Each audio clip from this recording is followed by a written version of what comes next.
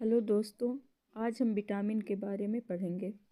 Vitamin vitamin एक कार्बनिक यौगिक है। इसकी हमारे शरीर में बहुत कम मात्रा में ज़रूरत होती है, लेकिन इसके बगैर हमारे शरीर के जो समान क्रियाएं हैं वो ठीक ढंग से नहीं हो सकते हैं। अगर बात करें विटामिन को कितने भागों में बांटा गया है, तो विटामिन को मेन दो भागों में बांटा गया है। एक वसा में घुलनशील और दूसरा जल में घुलनशील विटामिन। वसा में घुलनशील विटामिन कौन कौन से हैं? तो विटामिन ए, डी, ई और के।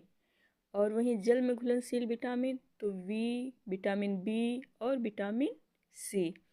तो आज हम वसा में घुलनशील विटामिन के बारे में पढ़ेंगे और अगले वीडियो में हम जल में घुलनशील विटामिन के बारे में पढ़ेंगे। तो बात करते हैं विटामिन ए की। तो विटामिन ए का रासायनिक नाम रेटिनॉल है। इसका काम दृष्टि और त्वचा को स्वस्थ बनाए रखना प्लस इम्यूनिटी को मजबूत करना है।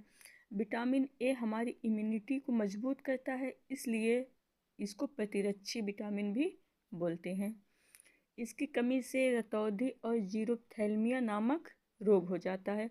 रतौंधी क्या होता है कि कम प्रकाश में हमें या तो कम दिखाई देगा या दिखाई ही नहीं देगा।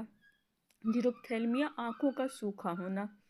ये मिलता कहाँ है? तो गाजर, पपीता, हरी सब्जियाँ, दूध में लगभग सारे विटामिन मिलते हैं, बस केवल विटामिन सी को छोड़कर। इसकी अधिकता से क्या होता है? तो जहाँ विटामिन की कमी हानिकारक है, वहीं विटामिन की अधिकता भी हानिकारक है। यदि विटामिन ए की अधिकता है तो सिर दर्द और उल्टी जैसे लक्षण हमें दिखाई देंगे।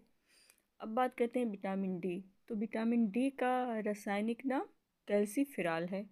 इसका काम जो होता है कैल्शियम और फास्फोरस का शोषण करना और हड्डियों को मजबूत करना। क्यों? क्योंकि हड्डियाँ जो होती हैं, हड्डी और दांत, ये लगभग कैल्शियम के ही बने होते हैं, इसलिए हड्डी और दांतों के लिए कैल्शियम बहुत ज़रूरी होता है। तो देखिए शोषण क्या होता है। खाना जब हम खाते हैं तो वो पचने के बाद छोटी आंत में जाकर ब्लड में जो पचे हुए होते हैं, जो पोषक तत्व होते हैं, वो ब्लड द्वारा उनका शोषण होता है। मतलब ब्लड जो होता है, ब्लड में मिलने की क्रिया को शोषण बोलते हैं। तो यदि विटामिन डी की कमी होगी तो कैल्शियम और फास्फोरस सही ढंग से ब्लड में नहीं पहुंच पाएंगे। इसलिए विटामिन डी हमारे लिए आवश्यक है।